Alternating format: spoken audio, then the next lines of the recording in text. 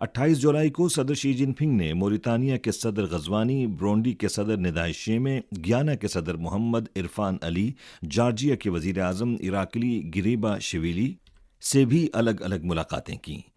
Georgia کے وزیر اعظم ایراکلی گریباشویلی سے ملاقات کے موقع پر شی جن پنگ نے کہا کہ چین اور جارجیا کے درمیان سفارتی تعلقات کے قیام کے 31 برسوں میں دو طرفہ سیاسی باہمی اعتماد مضبوط ہوتا جا رہا ہے اور مختلف شعبوں میں تعاون کے ثمرات حاصل ہوئے ہیں۔ شی جن پنگ نے کہا کہ اس دورے کے دوران فریقین چین جارجیا کے اسٹریٹجک شراکت داری پر مبنی تعلقات کے قیام کا اعلان کریں گے۔ گیانا کے صدر محمد عرفان علی سے ملاقات کے موقع پر شی جن پنگ نے نشاندہی کی کہ حالیہ برسوں میں گیانا کی معیشت نے تیزی سے ترقی کی ہے، ملک کی تعمیر میں تیزی سے تبدیلیاں آئی ہیں اور عوام کے معیار زندگی میں مسلسل بہتری آئی ہے، اور گیانا صدر کا دورہ چین گیانا تعلقات کی